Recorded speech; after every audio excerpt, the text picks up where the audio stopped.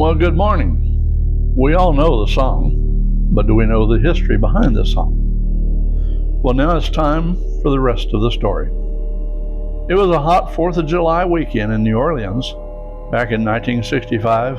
A young, free-spirited troubadour named Jerry Jeff Walker, fresh off the road, guitar in hand, chasing his next big gig and a good time, found himself in the French Quarter. He'd had a few too many, spotted a lovely lady, and decided right then and there that love at first sight was no fool's errand.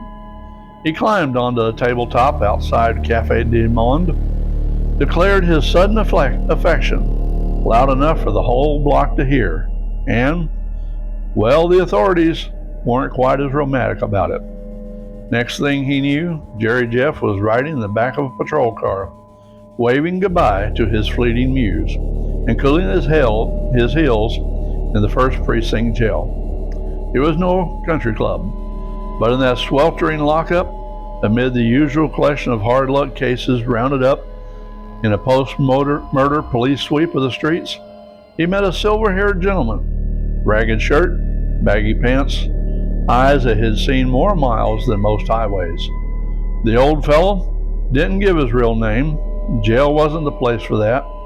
He just smiled gently and said, "Folks call me Mr. Bojangles."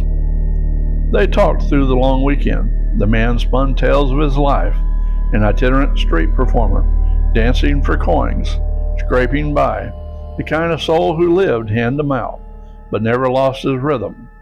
He spoke of a dog that had traveled with him for 15 years, a faithful companion through thick and thin.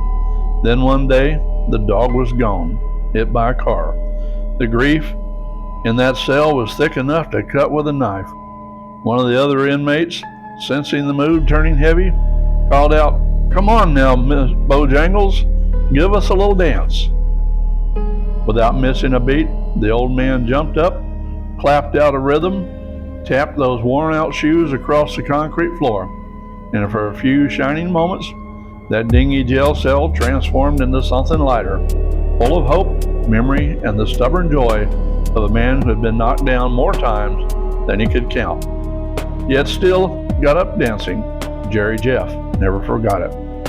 Time passed. Jerry Jeff drifted on to Texas.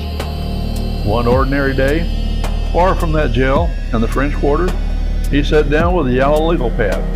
The words tumbled out in a gentle 6/8 waltz time. While the rest of the country was humming Beatles tunes, he was writing about an old man, a dog, a dance, and the quiet resilience that keeps the soul moving forward. He called it Mr. Bojangles. It was a love song, he later said, not just to a person, but to a fleeting connection that marked a wandering life. The character wasn't purely one man. He was a composite of the many souls Jerry Jeff had met once and never forgotten.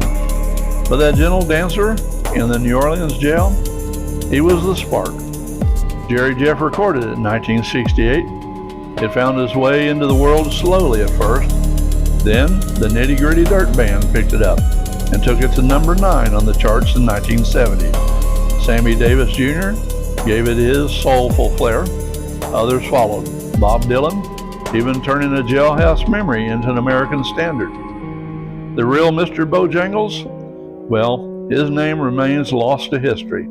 Like so many quiet heroes who dance through the world unseen, but his spirit, it lives on every time those familiar chords play. I knew a man, Bojangles, and he'd dance for you in worn-out shoes. And now we know the history behind the song. Good day.